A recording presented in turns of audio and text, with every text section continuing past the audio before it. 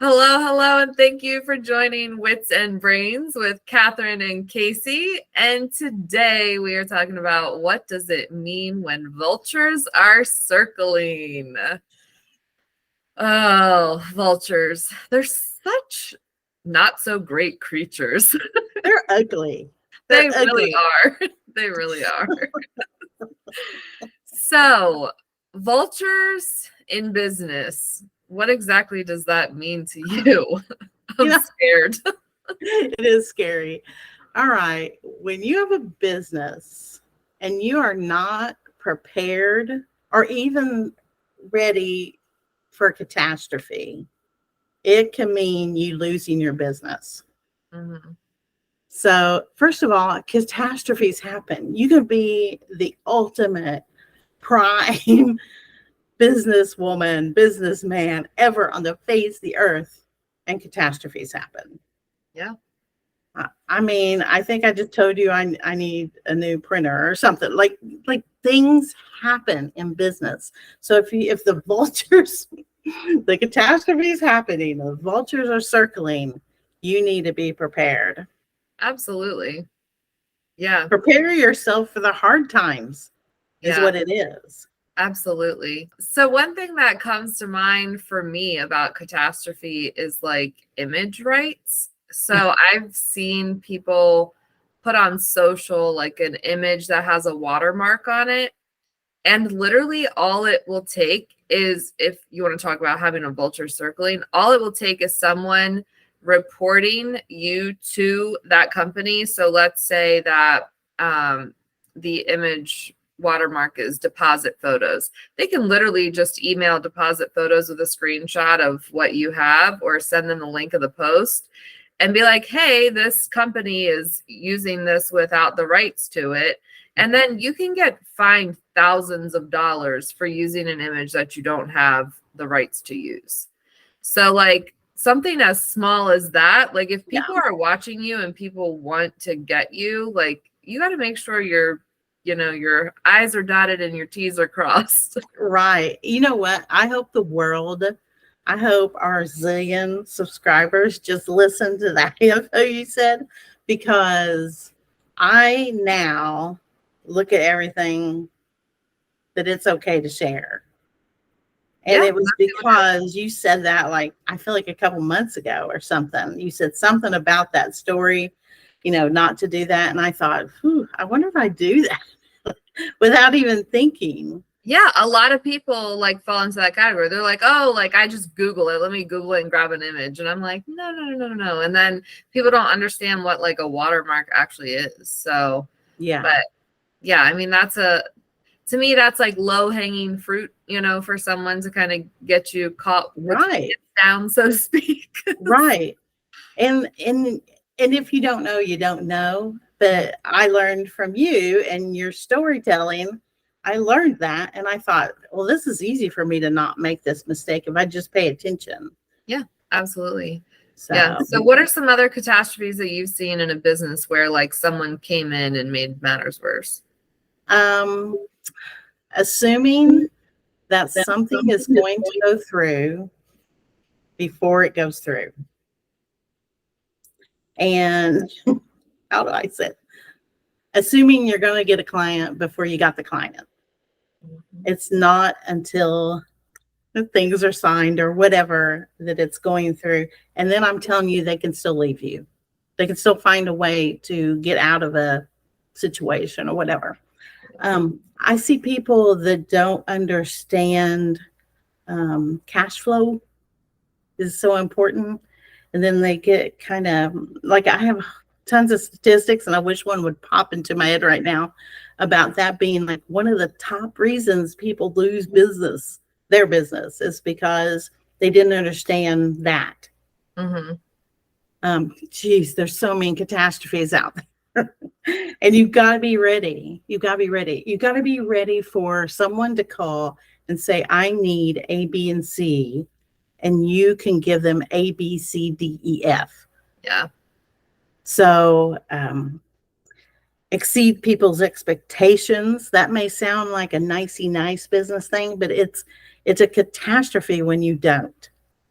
It really is. Yeah. So I tell people to do regularly SWOT questions: Hmm. strength, weakness, opportunities, threats. When you don't know those things, Yeah. you can make a huge mistake. And not even mistake. I mean, losing opportunities makes you just as sick as making a mistake. Yeah, it does.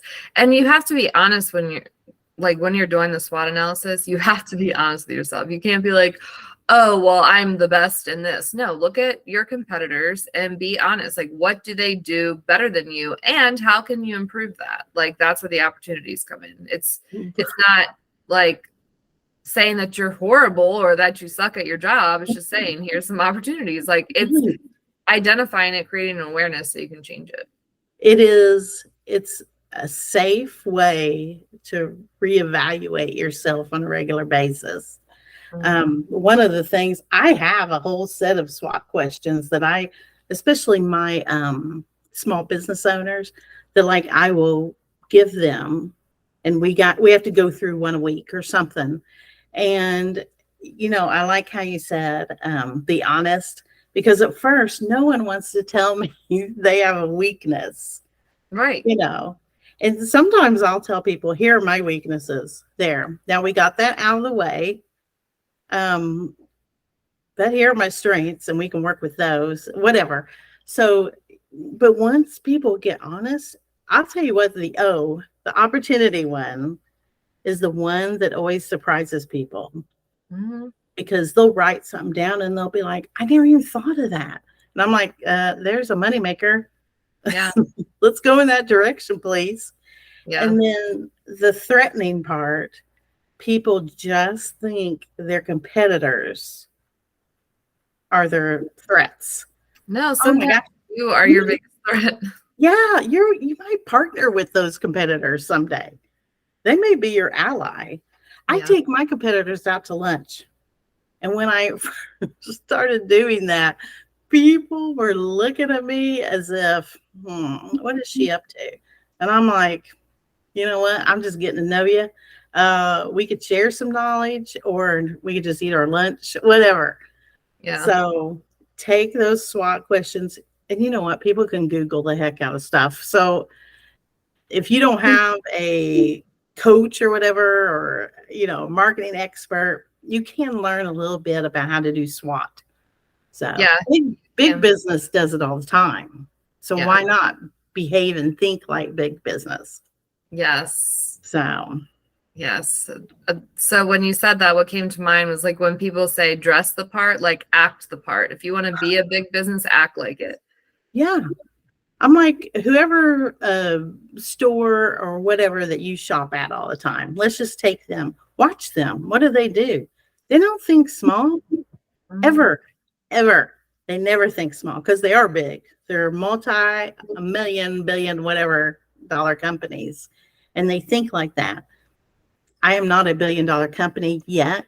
And so I think like that, though. Yeah. What would that company want to do? And you know what? Entrepreneurs, we do it better. We do it better. We are the big organizations. We are their competitors. Know that. Yeah. So also, I mean, in addition to the SWOT analysis, like one of the key things that I think to prevent catastrophe is masterminding. Like if you can just get in, even if it's a monthly group, Right. where you just have a small group of people and you mastermind and you bounce ideas off of each other, and you just never know what you can learn. And if you're giving, your knowledge to people, I'm a firm believer in the giver's gain. So it's going to come back to you somehow. Yes. But I mean, that, and then like an advisory board. So like have an attorney on standby, have an accountant on standby, have a consultant on standby, have a marketing expert on standby. I Yeah. can't tell you how many clients come to me and they're like, "Oh, I just add everyone to my email list." I'm like, "Stop. Like you are literally violating a law. Stop." Yes. And I love that you said have people on standby, because people Sometimes after they use me, they'll want to have me where they don't need me all the time, but they'll have me on like a retainer type deal. Yeah. Because they want to make that 6 a.m. phone call and someone answer, and we avoid, the vultures. And the vultures. Yes. Yeah, absolutely. Have So, good yeah. workers. Have a Yes. good workforce. Yes. And you can, walk away from vultures. Yeah. I mean, to me, it's not really about the vultures. It's about making sure that you're preventing catastrophe. Yeah. Like, if you do, there's nothing for the vultures to get. Right. It's just that simple. Like, they're just they'll do it circling. and they don't have anything. Right. And it's empowering for us. It feels good when we kind of are settled in a good space. Yeah. And we feel like we have support. Yeah. Like, that adds a whole different level of confidence and enthusiasm and motivation. And yeah.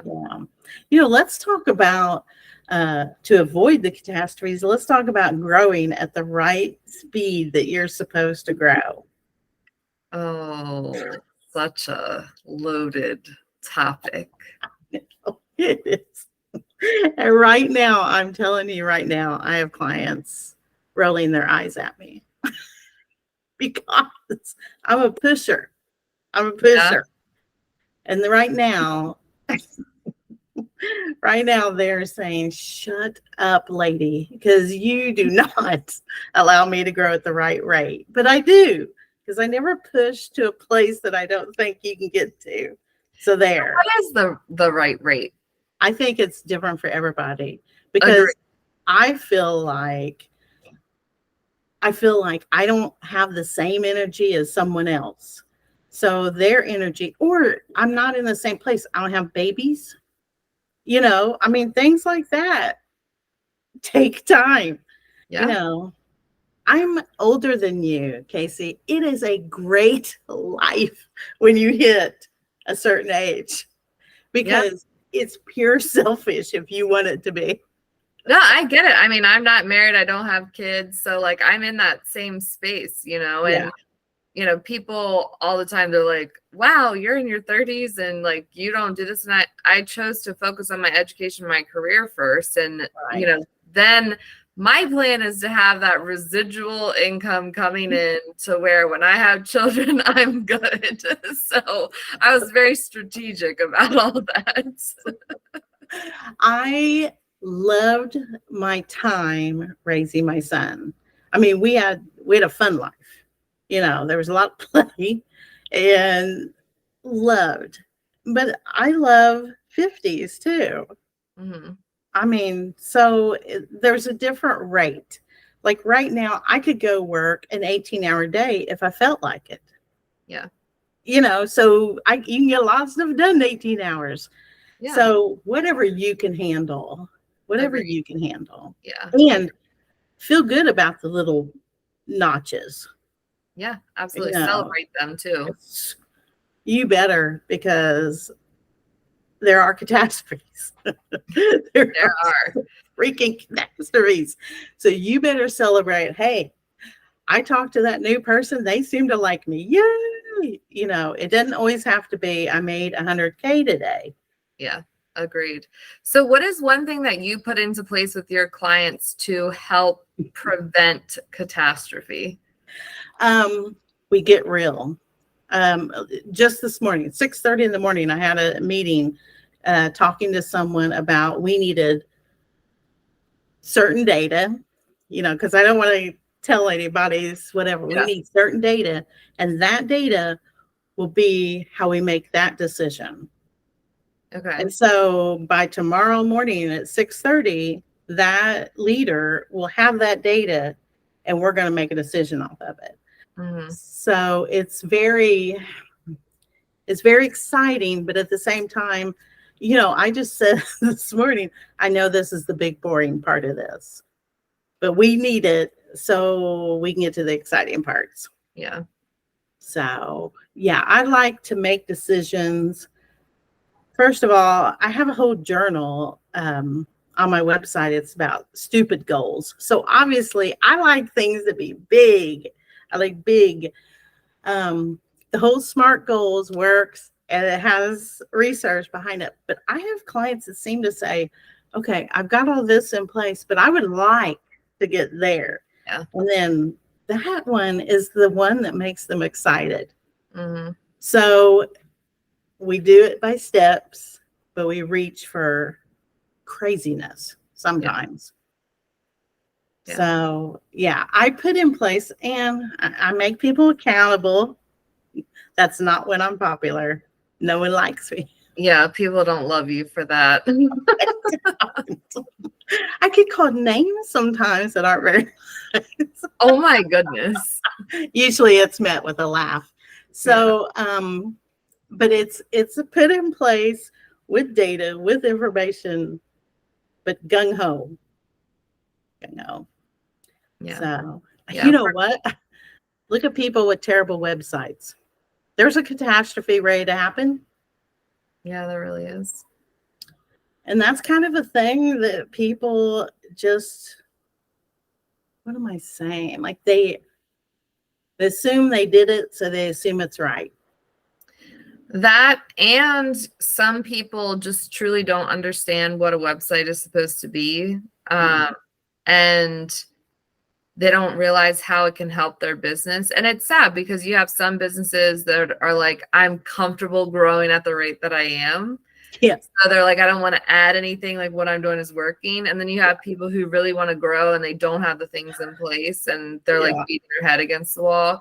And it always makes me laugh, like when I'm at a networking event and like someone's like, you know, my website is fine. It just has information about my services and that's it. And I'm like, oh, so it's like a brochure. And they're like, yeah, exactly. And I'm like, oh, okay. Like that's the most horrible thing ever, but okay.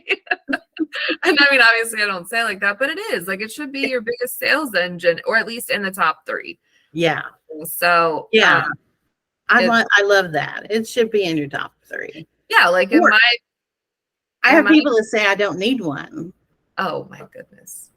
I have that. And I'm like, so how do I find you? Yeah, really? Don't even get me started on that.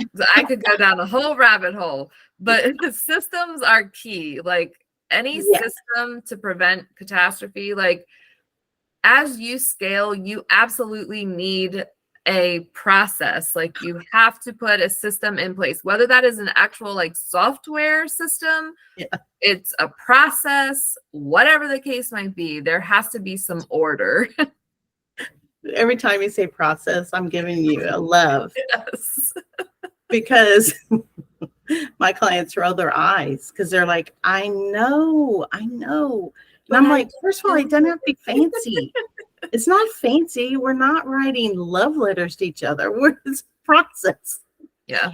And I love processes. That's another thing we can learn from big business. Yeah, they do. Absolutely. They have a process on, well, let's look at onboarding. That's a process. I bet you it took them billions of dollars to figure it out, but it's a process.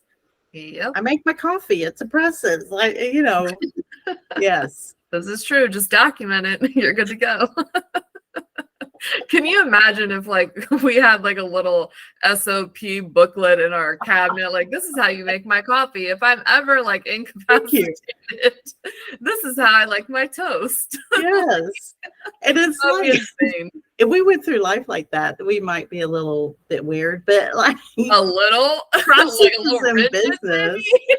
I mean, and I want to, like, if I'm going to hire you, I want to know you have processes. I want to feel comfortable and confident that you know how to do this step over and over and over again. Yeah. Yeah. I was just onboarding a new client and we always have a 3-hour call. Like, well, if it's a website, we don't, but in this case, it was 3 hours. And they're like, really? Like, we have to book this for 3 hours? I'm like, yes, trust me. We literally finished with 2 minutes left. And they were like, oh, wow, like you weren't kidding. I was like, I've been doing this for almost 6 years. Like I have my process down. They're like, that's pretty impressive. Like That's but exactly that's what happened. exactly how I do it. Yeah. The same way. I will tell people, especially the people that want the bigger package, whatever, we're going to talk every day.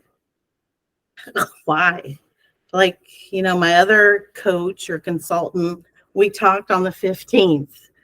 And I'm like, well, did you get anything done? Because you're not with them anymore. Not really. Amen. Okay. And you're going to pay the same thing. But I want to, just like I just said, my person I talked to at 6:30 this morning will have information tomorrow at 6:30. Yeah. And they'll probably call me like 3 times today because we're getting something really important done. Okay.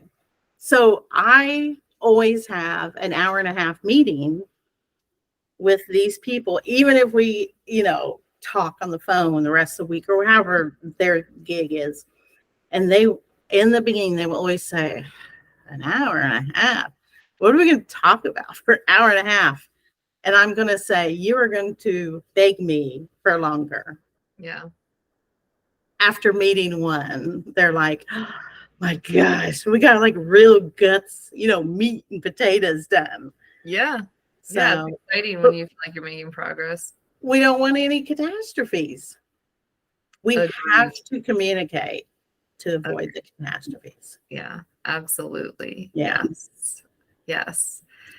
So speaking of communicating and avoiding catastrophes, that makes me think of competition, because when you have a catastrophe, your competition can easily come in and wipe you out.